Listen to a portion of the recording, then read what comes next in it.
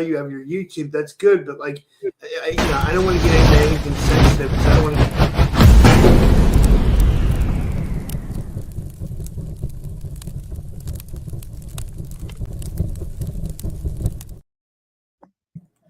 And all right, I'm really excited about this. Hey guys, welcome back to another episode of the Typical Skeptic podcast.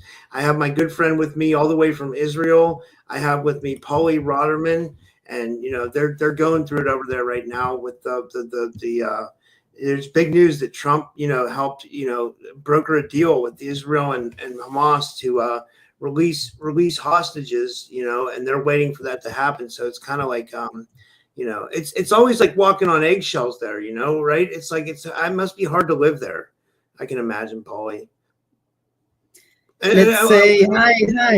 Let me introduce my guest. So, Paulie is an investigative journalist. She's an ET researcher, but she just happens to live in Israel as well. And and I'm really happy to have you here, Paulie. Thank you so much for coming on. And Thank you so much for having me again. This is an honor, a pleasure, and great to see you again, guys. Thank you so much. Yeah. But so where do you start today? Do you want to talk a little bit about what's going on there and stuff? Well, what I can say right now is that we've been in about 15 months of war with Hamas. We were attacked the 7th of the 10th, 23.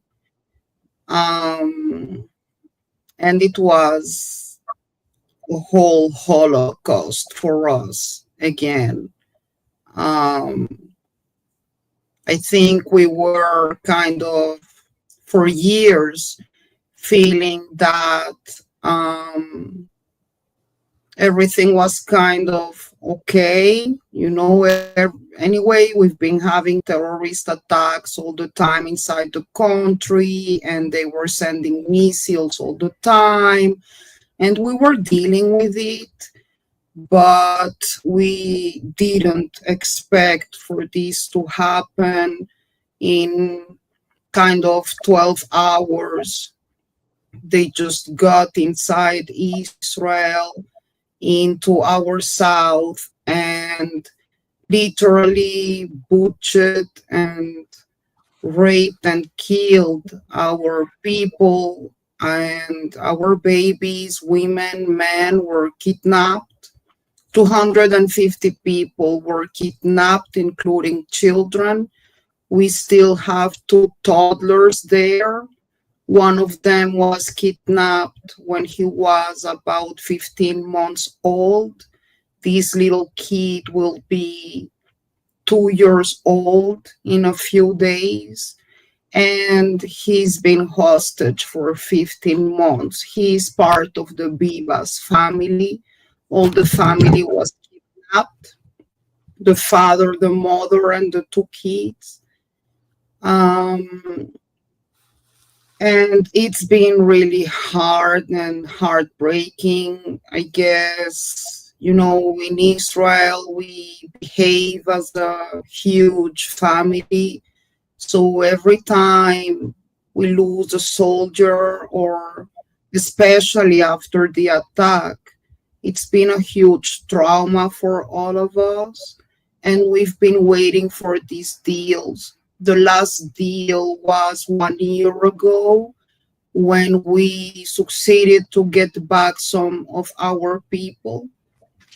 And thanks God, now we came to this point where a new hostage deal has been signed. It's a difficult deal because we will be releasing from our prison more than 1,000 terrorists that made huge terrorist attacks in Israel.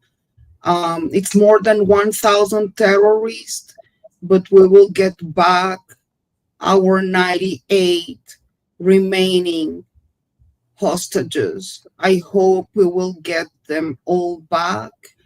Um, we don't know from Hamas who of them are alive and who are not. So right now we are very happy for the families that will get their hostages back, and we still don't know who is alive, who is dead, and this will be divided in kind of three stages. We don't know if the second stage of the deal will take place because Hamas is playing with it all the time.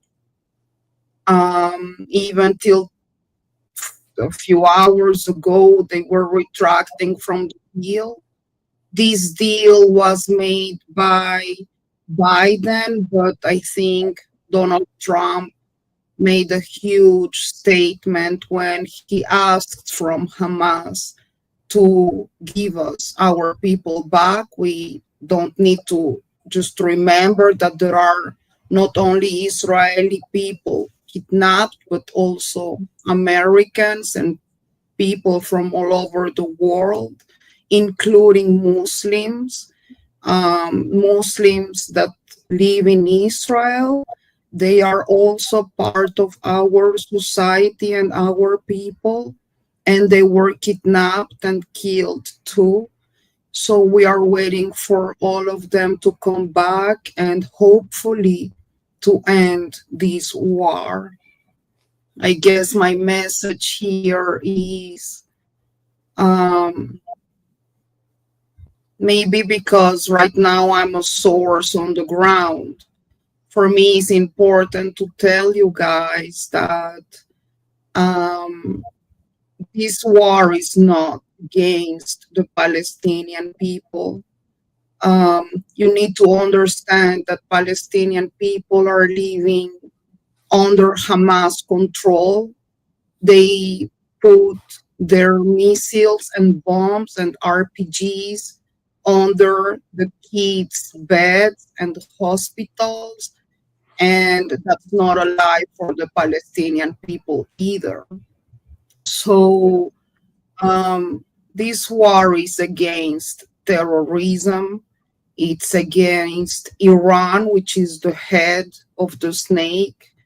The attack, when we were attacked, this attack was prepared together with Hezbollah in Lebanon. But Hamas didn't send the message to Hezbollah. Hezbollah in Lebanon is in our north limit. And so if the attack would have been perpetrated from the two fronts, they probably would go to Jerusalem too. And I don't know if I would be alive right now. So the fact is that Hezbollah just decided to support Hamas, and one day after the attack, they started missiling us. That's why we were in Lebanon, because Hezbollah in Lebanon was a huge threat for our community in our north.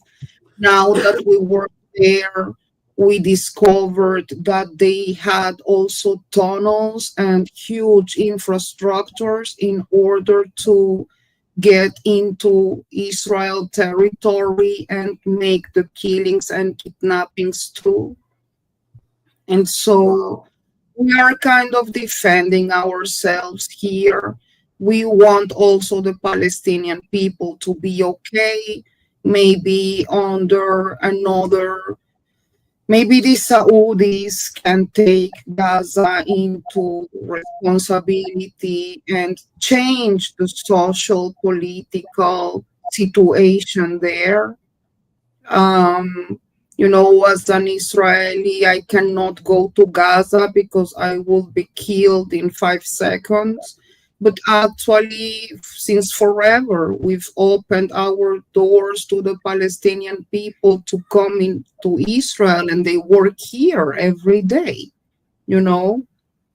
Yeah. Still, we need to take in account that not all the Palestinian people are good people, and between them there is a lot of terrorism, like Hamas and the Jihadi Islam.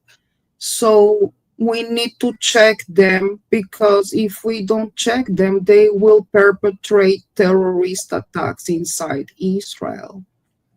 A personal experience is, when I came to Israel in 1991, I was 21 years old.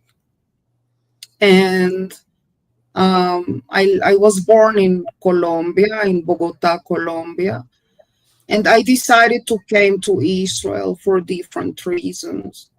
Um, Actually, I had a huge trauma there, and I decided that I don't wanted to live there anymore. And being born in a Jewish community, I decided that Israel, was our homeland, was the perfect place. And so I decided to come. My first roommate was a beautiful French girl, and she spoke French. She was from France. I had the privilege to study in Colombia in a French school, so I'm a French speaker too. And that's why they put us together in this place for new immigrated people, where we learn Hebrew for 6 months to 1 year. And so her name was Julie. We were very good friends. We just started our lives in Israel. And in 2002 or 1, the second Intifada started. We saw the worst terrorist attacks inside Israel, where the Hamas actually started to make suiciding bombs, suiciding attacks. And you could go inside a bus and try to travel somewhere, but you didn't know if you were going to get down of that bus alive, because probably there was someone there trying to explode himself. Yeah. It's So there crazy. was this day that I remember so much. In the morning, It's crazy. Julie left our room. She got into the IDF, and um, I gave her a hug, and she needed to go to her base. And next thing I know is that there was a terrorist attack, and this bus driver saw a group of soldiers standing in a bus station, and he was an Arab Israeli guy. But he decided to collide the bus into these soldiers, and my roommate was killed on the spot. Oh my God. I'm so sorry. That's So, horrible. yeah, it is. And this is our situation here. I think every single Israeli knows always someone, that has lost someone in a terrorist attack, or a soldier in the field, but, I guess the huge point is, I wish the West could understand that we want to help the Palestinian people. We want them to have a normal life without all this terrorism controlling their lives. And we want to have a normal life. We are fighting for the right to exist, because Iran and Hamas and Hezbollah, and right now we've been fired also from Yemen, Iraq, they all just want the Jewish genocide. So we are fighting for our right to exist in this country. And you should come to Israel and see, we live here, Arabs and Jews and Catholics together. And, even if I go to my doctor, it can be a Muslim, an Arab Israeli with my same rights. They are in our government. They can be a president. They go to universities. We study together. So the whole concept of the West is so different from the real reality that we live here in Israel. So we are fighting terrorism, not only for Israel, but for the rest of the world.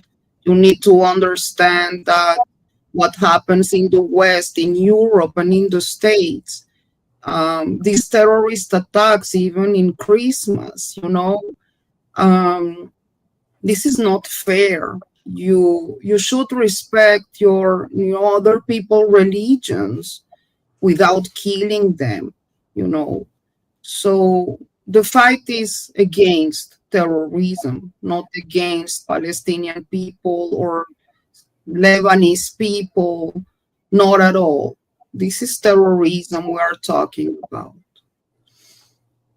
Yeah, I agree 100%. The only, I can't really relate because I grew up in America, I mean, like, but I heard story, like, for example, like I grew up a Lebanese Christian, like, well, my mom's Greek and Italian, but my dad was Lebanese, but he was like from America, he was like, he was in like the Vietnam War and stuff, but we would hear like stories, like when I was growing up, there was the war between the Christians and the Muslims in Lebanon. Like there was like that civil war, and I would hear about it from people that I knew over there. And like, and it seems like all three religions have been kind of fighting like for, a long time. You know what I mean? Like in different stages, like I'm not religious now. I'm more spiritual. But I mean, I don't have anything against anybody who is religious. I just like, I just choose to be spiritual, but, yeah, it's crazy. It's crazy. Like, it's like, why can't people just get along and have peace? We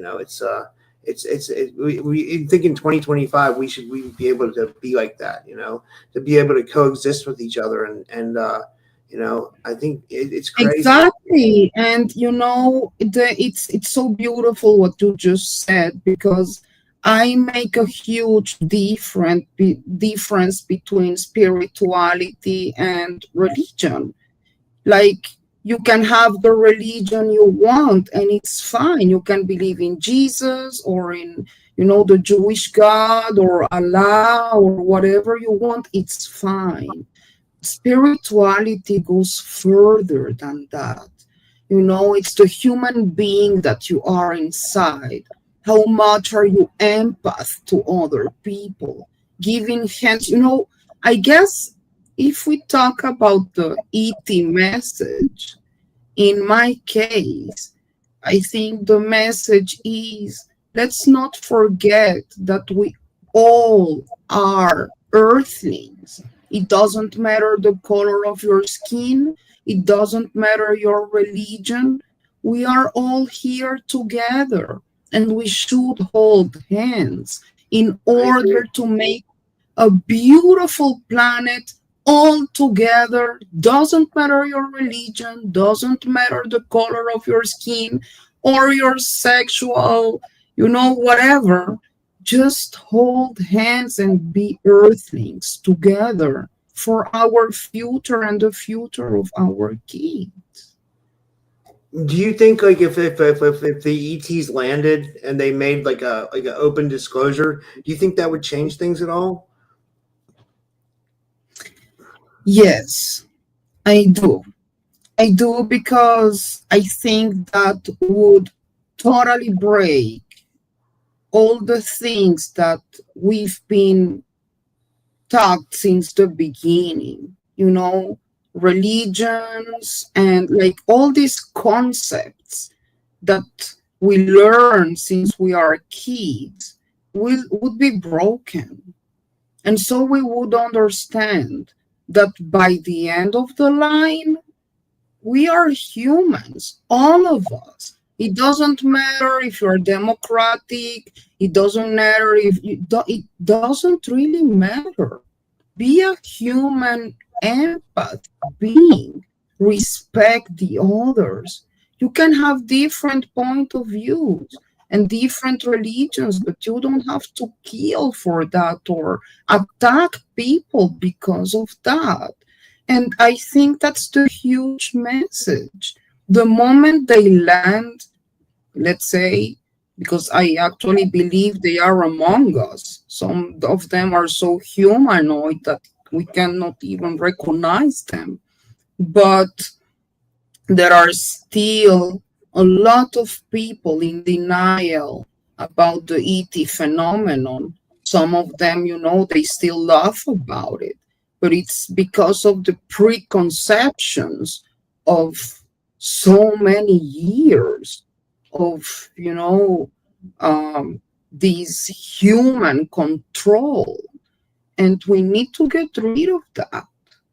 Yeah, I wanted to bring up something else important too. Getting back to what you said about the terrorists, I was listening to the Sean Ryan show. Someone sent me this clip, and they said that there might be like 1,200 active ISIS members here, or something like some terrorist group.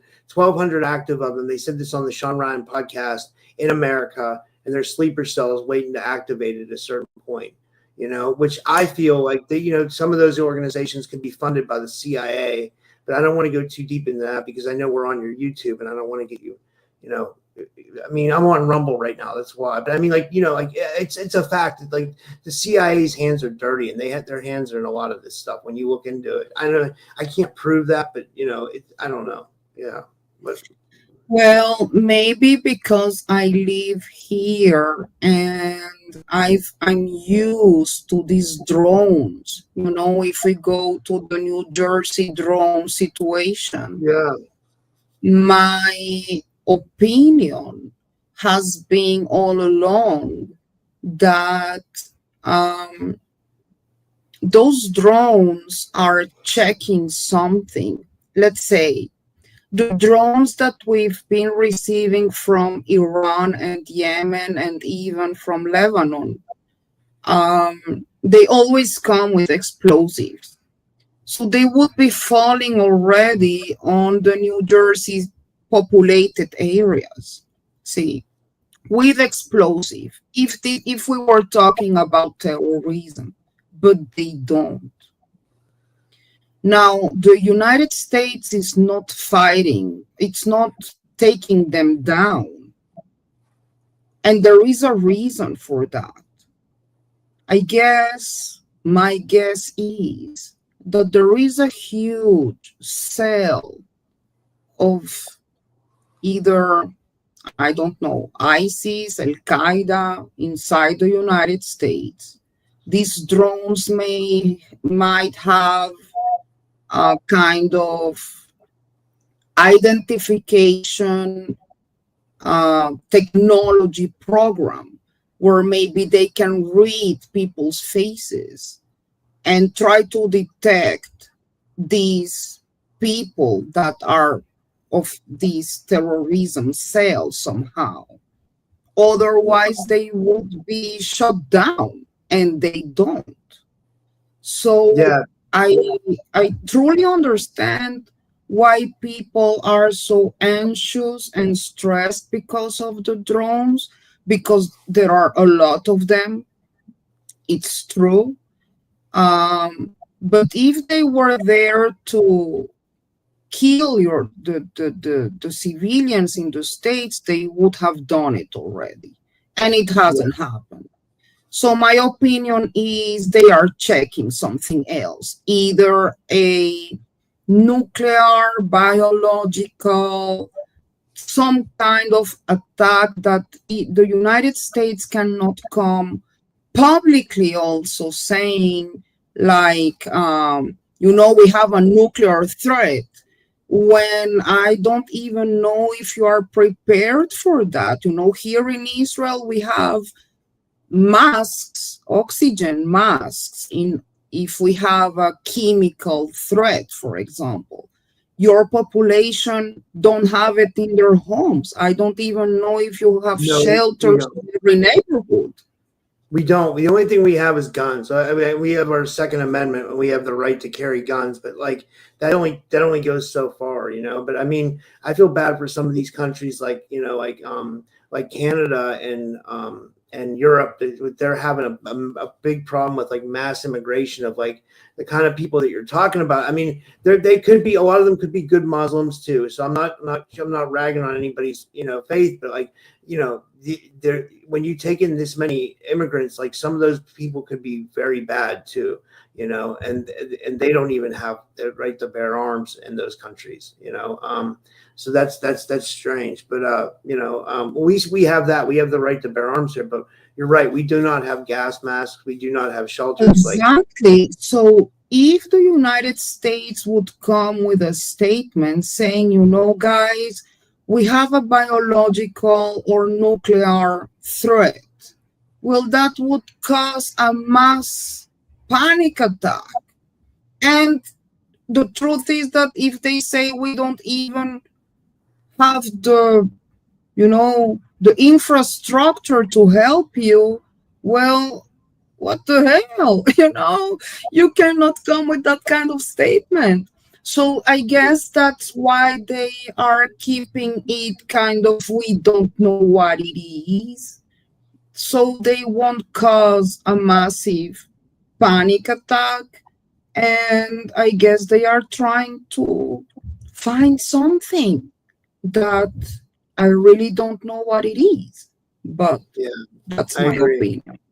What do you think of the orbs, Polly? Do you think the orbs? Because I'll tell you what. I don't know if you saw my show. I know you watch my show sometimes, but I had two I sightings. I was do. out.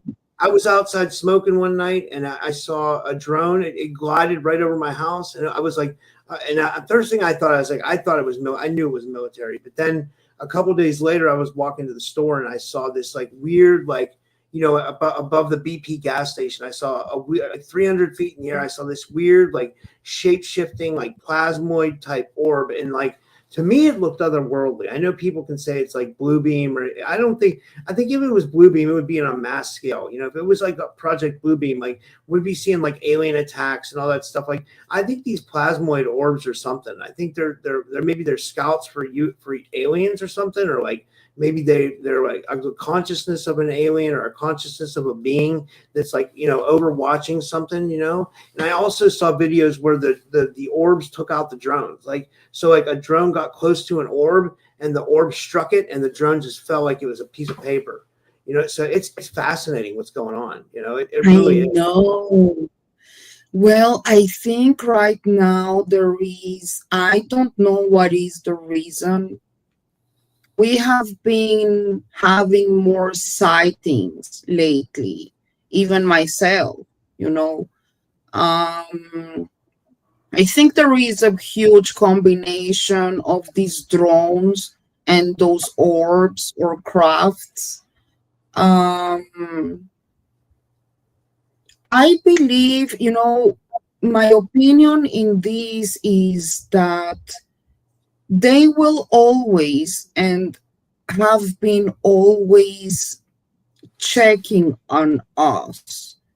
They know we have the nuclear sites. That's why we have seen them on nuclear bases, military bases. They are checking that we won't explode the whole thing. People Yeah, right. sometimes people sometimes ask, like, but why they don't interfere with the wars and the pain and everything? Well, my answer for that is that I think they don't want to interfere with our evolution and our decisions. We are deciding as earthlings what do we do with our technology and our reverse technology. We need Yeah. to learn. This is an evolution process. So they are checking our evolution. They don't want to interfere because we need to learn by ourselves, but they are always with their eyes on us. So we won't explode the whole thing. I agree. So let's get into your story real quick because I have a half hour. I would love to hear. So you experienced like some kind of alien hybridization in the desert. It could have been a parallel reality. It could have been another dimension. It could have been as physical as this reality. But like, what do you take away from that experience, and how did it all happen? Like, what do you remember? And yeah, I'd love to hear about Well, I guess everything started in Colombia when I was really small, you know. Going to sleep for me was always an issue. But I always thought, you know, like big people or like adult people always tell us stories about witches and, you know, the little monster be inside the closet and everything. So I thought it was like this feeling of going to sleep and feeling that there is something next to me watching me, or even the feeling of touching my legs and my body was always there. Now, that's something that I could not, or I felt I could not talk about it with my parents or my sisters because I thought it was just, you know, a little child fear for of you know, obscurity, or you know, when everything is dark and you go to sleep. um but I remember being uh, a little kid, and I had there was this night that I remember I was sleeping and something woke me up. And I remember I suddenly was sitting in my bed and I was looking straight at my sister's bed that was just in front of me. But when I was sitting, I see this huge, but kind of the size of a little car, um, a spider, a huge tarantula, size of a car, climbing on my sister, trying to grab her. Now, that was totally, you know, I was pinching myself, but this feeling that, you know, I wanted to scream like that, you know, something's here, but I can't. I was like petrified, and my voice was not there, and I was seeing this huge tarantula trying to grab my sister. But again, I stayed with that feeling and that experience with myself. The tarantula just suddenly disappeared. What happened is that when I was 7 years old, my house in Bogota had 3 floors. In the third floor, my father made of it like a beautiful studio, you know, with all the sofas and a little bar, and we used to have their beautiful family moments. I'm the older, or the oldest of. We are 4 girls. In I have 3 sisters, and we had in that third floor a big library. My father, rest in peace, was a pediatrician, and my mother was a nurse. So all these library was full of medical books. And for some reason, I was always interested in medicine. So I remember I would come from school and always go to the third floor and pick up one of those books. I didn't understand, you know, all the medical terms and whatever, but it was always interesting for me to understand how our body was made from the inside out, you know, our lungs, our heart, how everything looks. So beautiful. I love it. I should have been a doctor. I'm just so bad at mathematics and chemics, but I should have studied, you know. Um, Anyway, there was this time when I picked up one of those books, and um, I was expecting to find some medical stuff. But when I opened that book, the first image was uh, a triangle craft, an ET craft. Um, I wish I could know uh, the author of the book, you know. I don't know. I just remember that the moment I saw that triangle craft, time stopped around me. Everything stopped, you know, all the noises from the house, the birds, everything stopped. And I took the book, like trying to understand, you know, what the hell is this? Like, you know, that doesn't look like a plane. It's not like what, it's not a bird. Like, what is it? But while I'm trying to understand what's going on,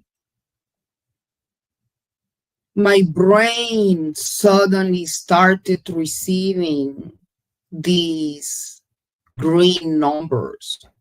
Like if you remember Matrix, the film, and you see in a computer all these green numbers running, green numbers running, running, running. And I was petrified. Everything stopped. And these numbers were translating in my brain in images. And I guess I call it my awakening moment because those images showed me um, this craft that I was seeing in the book outside planet Earth. And I actually received a message. And that message was given to this little girl in a very simple language, saying, "We are here. This is not your technology. We live outside planet Earth, but we come to visit you too." And so, you know, I guess for me, it took a few minutes. I don't really know how much time I lost, but I had like a lost time there when everything was petrified. And after I received all these messages in my head, everything stopped again and came back to real. Like I was hearing again my grandmother in the first floor and the birds and everything. And I came back to life somehow, um, in shock. In shock because I didn't know what really happened to me. Um, I think I was so scared about it that I didn't talk about it with my parents or my sisters. I supposed as a little girl that um, other kids would have had the same experience, and probably I would hear it from my friends at school. But no one was talking about it at all. And every time since then, I've been looking into the sky, trying to see if I see a plane like that. But you know, nothing at all was the same shape or colors or nothing. So I kind of grew up feeling really different, not only because of that experience, but because I was also very interested in past lives, you know, reincarnation, angels, um, near death experiences. And my sisters were not interested on that at all. So I guess in the 80s, when we started receiving in Colombia these series that, you know, Star Trek, and V, especially V. I remember with my mother, we were watching the series, and I was telling my mother, like, oh my God, mom, that's them, Like, I suddenly realized that we were having all the information about these extraterrestrial people through Hollywood, through movies, through series. And there are other people in this world that know about this subject. And so my mom was like, come on, this is just science fiction, Like, no, like, what are you talking about? And I remember telling her, like, no, mom, I had this message from them. I saw their craft and they told me they are here. Well, no, she was like, forget about it, just a little child, whatever.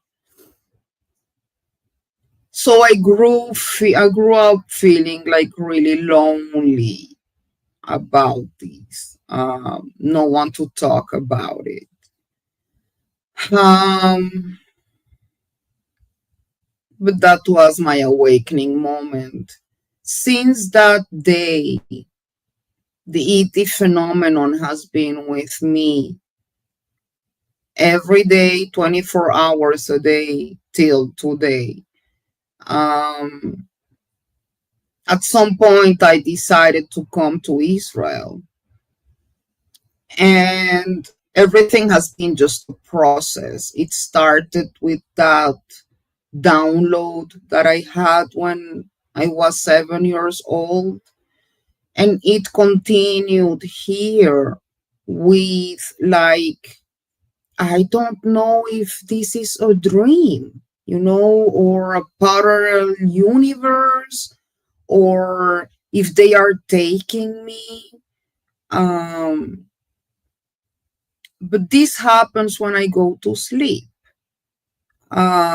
The same feeling of being paralyzed as when I saw the spider on my sister. Um, I cannot move, I cannot talk.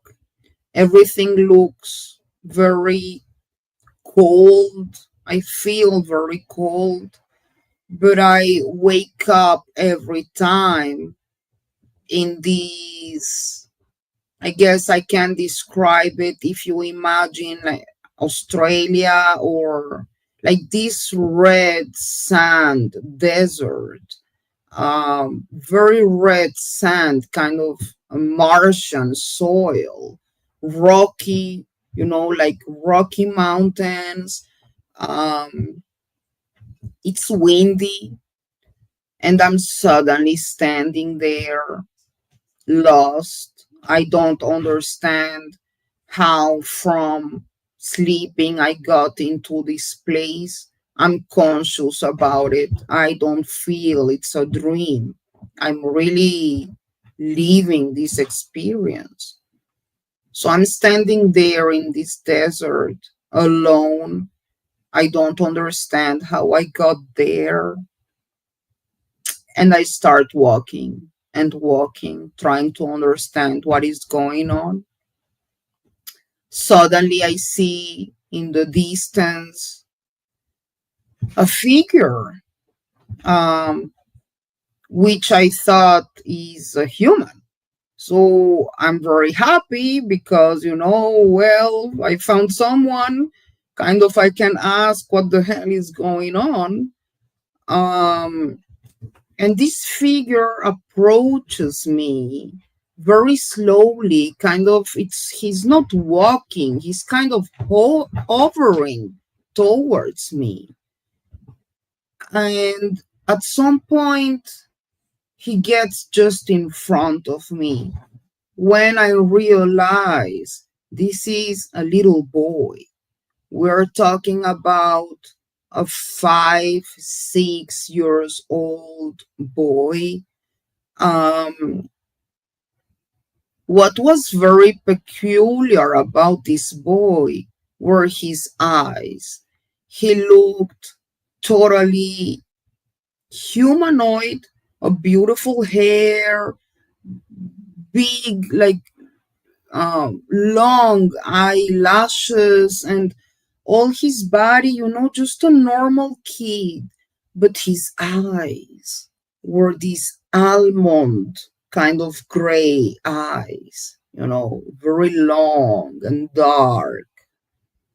So that was shocking for me. Um, what I can say is that when I saw this kid, I immediately felt this connection with him, kind of a motherhood connection with this child. He was looking at me very curious, you look like strange to me. And I was like, my God, like not only I'm here in the middle of this desert and I don't know what's going on. Now I have this kid, this child with me, and I don't know what to do. There's nothing near. I need water, I need food, a shelter, surviving things. And he just raised his hand and took my hand, and we started walking. So I thought I was the one trying to find help for us. But actually, this child took me to this place where we suddenly saw a little tent. This tent was a tent for about 10 people, very simple tent in the middle of the desert, kind of these biblical tents that you see sometimes in the books from Jesus and Moses, very simple. Um, and I remember just saying to myself, okay, this is great. Maybe his family is here and we can find, water and whatever we need for this desert. So I decided to go inside that tent. And that was the shock of my life. Because when I got inside, there was no tent inside. This was a huge compound, what looks like an extraterrestrial round craft. There was electricity inside, a very bright light. If you can imagine an emergency room with a very bright light. I don't see cables. I don't see switches, like nothing. So my brain was kind of trying to understand how the hell I was outside looking at a tent, and now I'm inside this round craft. It felt like so big that I could not see the end of the room. But the feeling was kind of, this is only a room of a huge craft. Now, the first thing that happened inside the tent was a voice called me in my left side. So when I turned to the left, there was this cube kind of Lego structure with an entity sitting there. Later on, some months ago, I discovered an episode in the Gaia series with Emery Smith when he was talking about this craft. He described this Lego cubed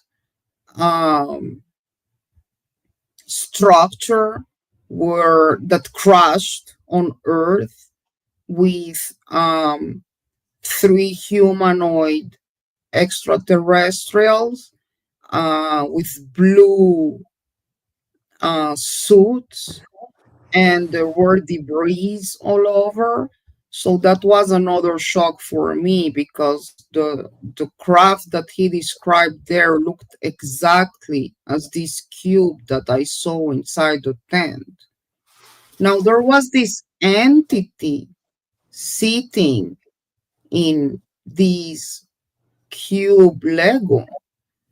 Um, he looked humanoid, but more like a hologram. Um, and his words were, "We are glad you are here because you are the only one that can help us and save us right now." So I said, like, what? You know, like, what the hell is going on? And so this, the boy that met me before in the desert grabs my hand again, and with his other hand he suddenly shows me the whole place. Now when he does like this with his hand, I finally can see the whole room. So we are talking about a huge round craft with two floors.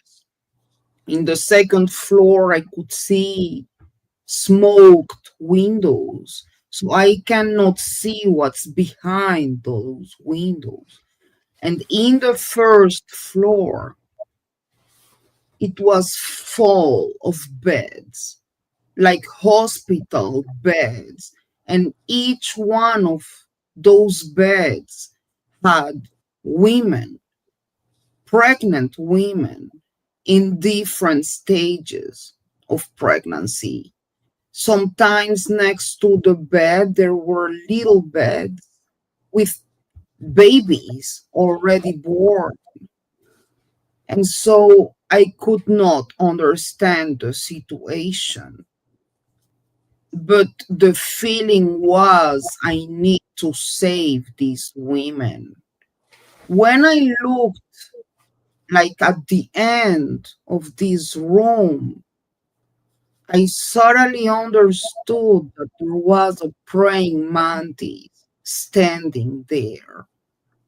And next to her, there were these little alien grays, um, kind of receiving her. I'm trying to find a word in English. I'm sorry. I'm trying to translate all the time in my head. But the praying mantis was telling them all the time what to do. They were, if we talk about these, these little gray aliens remind me very much Skinny Bob. They look Yeah. exactly the same. And they were very respectful to her. She was like the boss there. Um, she didn't talk to me, but through her eyes, I just understood that she's expecting from me to start doing my job. So at that moment, I got very stressed. Um, it's kind of funny because if you remember when I was 7 years old and I was reading all these medical books, it's kind of all that knowledge came as a fact in this point where I needed to help these women. And so I started running bed by bed, checking the bellies, checking the babies, checking everything, if they were alive, the situation. In some cases, I just brought those babies out. And what was really strange about those babies is that they looked exactly as this boy that I met in the desert with these long eyes. almond eyes, like the gray eyes, all of them. So they looked humanoid, but those eyes are not ours for sure. Wow. And, This and that's kind of, then everything stops. When I come back, like after I check everyone there and kind of I do my job, I checked all of the beds. We are talking about 50 beds. I guess we are talking about an hybridization program because I don't find another answer of why these women will or pregnant and having babies that look like grays in their eyes, you know. But when I come back, I always come back very stressed and full of pain, um praying that I did a good job and that I could save all these women and those babies. I need to say that till today, I have these, I'm very attached to kids. I have like another kind of understanding of their souls. Kids are like a magnet for me. Sometimes I just go and pick up my boy and the other parents thinks I'm the teacher or something. But I'm not. I'm just, I'm very attracted to kids.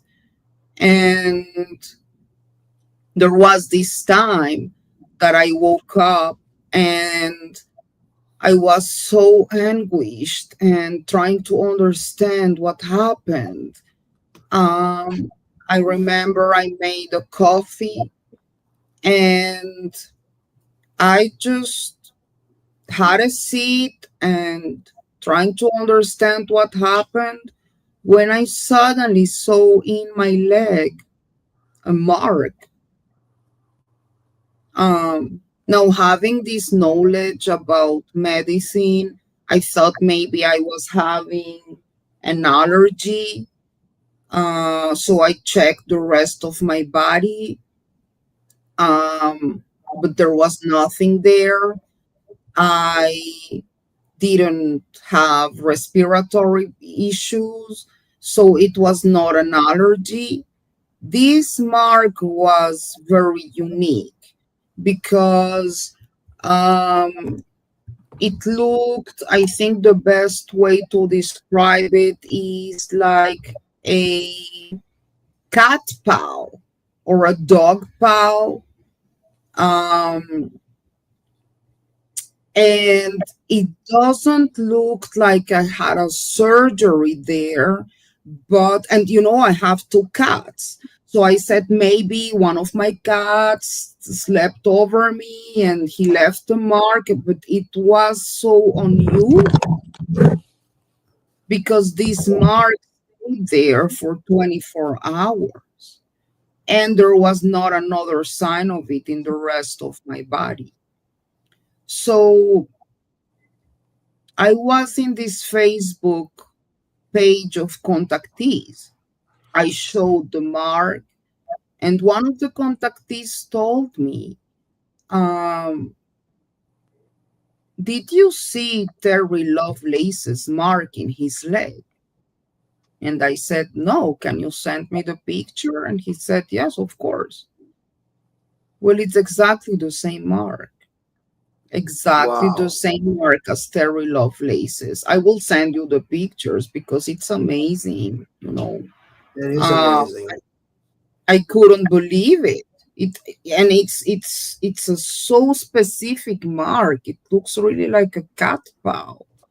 So I think this is like all the time I have these little confirmations. No, when I at the beginning I thought I was having these regular like a lucid dream or whatever, but sometimes there are these confirmations about the story that okay, something is going on. Maybe I was part of that hybridization program. Maybe I was one of those women lying in those beds. My boy, by the way, now he's 9 years old, but um, I couldn't get pregnant in a natural way. So my boy was born by sperm donation. And um, we just needed to go for an IVF procedure. It took me about 2 years and a half to get pregnant. Everything looked great and perfect, and all the exams were perfect, but I was losing my pregnancies all the time. Um, so again, why I don't know.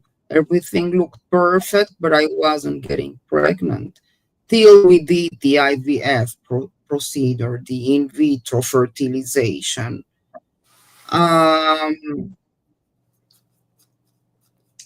and so So I I want to say guess you're a lifelong abductee. You're a lifelong contactee, basically. You know. yes, yes, that's my feeling. Um, Not only because of that, but another confirmation for me in 2006. Um, I I went to the ER because I was having a really bad headache, like for 4 years, 24 hours 7 headache. And at some point, um, I remember I was having a coffee with a girlfriend, and I felt so bad that I decided to go to the ER. The doctors there decided to make an MRI. And when the doctor told me, wait outside because I need to talk to you, I understood something was wrong. When he came out, he told me, listen, you have two cysts inside your brain. One of your cysts is so big as a tennis ball, and the other one, which, if you see this part of my head, you see it's shaved. If you look Yeah. here, everything here was opened in order to get to the cyst that I have in this. It's still there. It's like a tennis ball. I don't know how I function normally. Well, Mhm. normally. I try to be I have one. normal. I have one on the back of my neck, like right here. I've had like healers try to get rid of it for me, and they said they didn't want to operate on mine because they said it was so close to the nerves. You know what I mean? Like, the nerves in the neck, and they didn't want if they didn't want to do something wrong and like paralyze me or something. So they didn't want to. Exactly. It's a huge risk. Now we are talking about the brain. So, when you think about an operation in the brain, the moment they touch in the wrong place, that's it. You can get Yeah. paralyzed or blind or whatever. So I was really scared. Now, what's important here is that the other cyst was actually in my pituitary gland. For those that don't know, the pituitary gland is right here behind your nose. Like if you think about contactees or experiences, implants, sometimes they talk about these implants inside their noses. So the only way to operate that cyst is through your nose.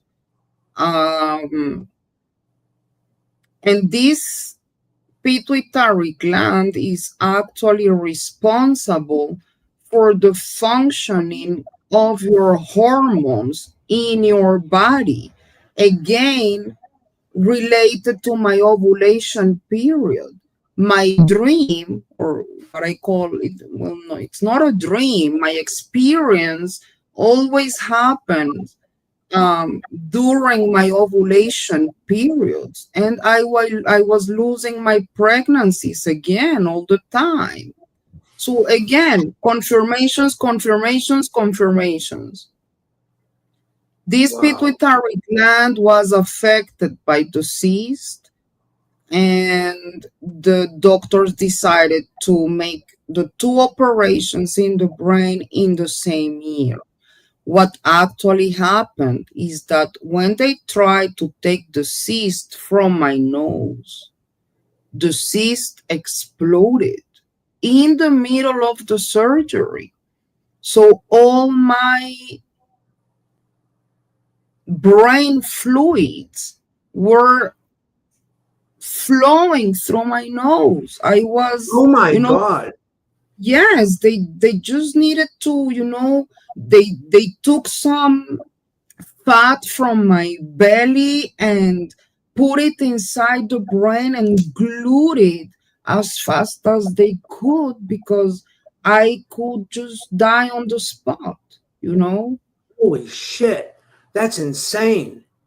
It Oh my is. God. It You're is. so lucky Yeah. you're alive. You know what I mean? Like, man, that's just, wow. Oh my God. Like, Yeah, I couldn't believe it. And that's why I was with a needle inside my um, vertebral, in my back. Like when you're going to have birth and they put this needle inside your spinal, how do you call it in English? Like in your back. yeah, I was with that spinal tap. needle. Yes, I was with that needle inside my back for 2 weeks because they needed to control again the fluids inside my brain. And we were praying I was not staying with a kind of damage or something because of it. So Oh what yeah. actually happened is that the doctor afterwards came to me and told me, "Look, I don't know.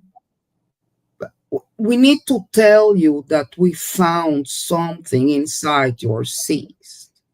And I said, like, okay, I was thinking about fluids, or I don't know, God forbid, cancer, I don't know.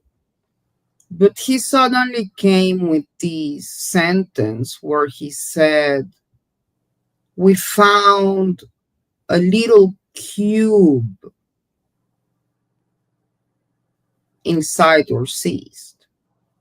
We don't know how it was there or why or how it got there, but there was a little cube structure, very little cube structure inside that cyst."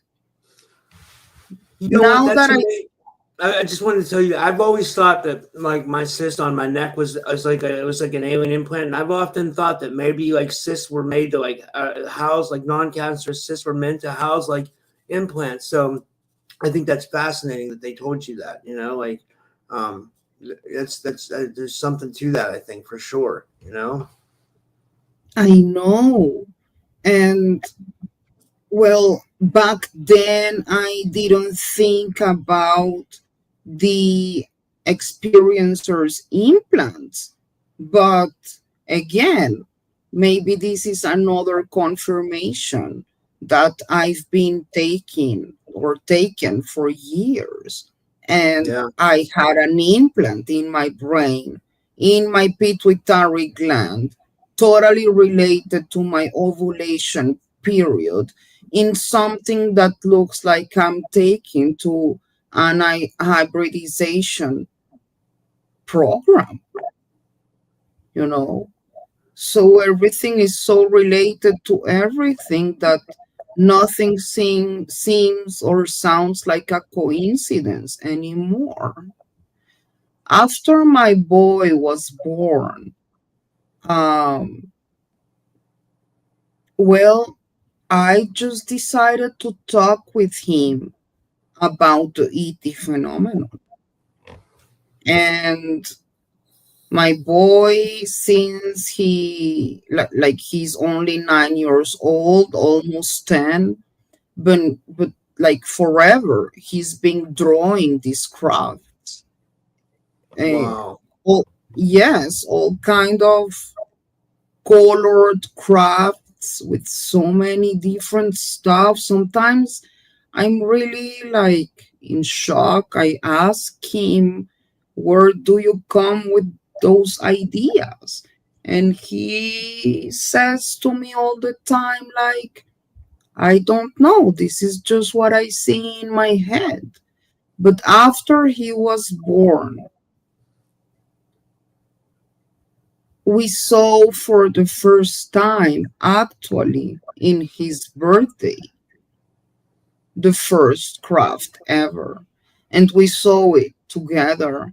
It was a beautiful craft because Wow. it was a gold, these beautiful golden craft, unbelievable, and I told him, like, I was asking him, do you see it? And he says, like, yes, there it is. And it was in his birthday, which is also, from the old 365 days in his birthday, actually. And since then, we've been having sightings together. And sometimes he's the one telling me, Mom, I can feel they are here. Take up, take out your phone and let's try to catch them. Maybe we will have a sighting. So he's got this consciousness in him already. And I think it's beautiful because if I don't get to see disclosure, whatever that means, um, in my opinion, it already happened. But my boy will continue to be a voice for our community, having this consciousness in him already. And Wow. it's, yeah. I love that.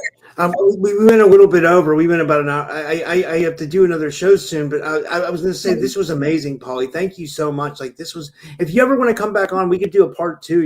Like I'd love to have you back on. This was amazing. Of course, whenever you want, whatever you need, just remember, talk, people. We, the contactees, are disclosure. Our voice is critical. Share your stories. Don't be afraid. And contact us. Hold hands. Don't forget it. Thank you Yeah. so much for having me. Is there anything you want to promote, or anything would you like to promote, anything or anything like that?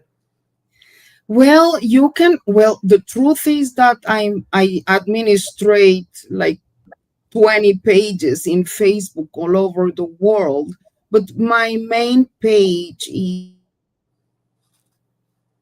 is Bob Lazar and Beyond in Facebook, and UFO UAP Disclosure Australia.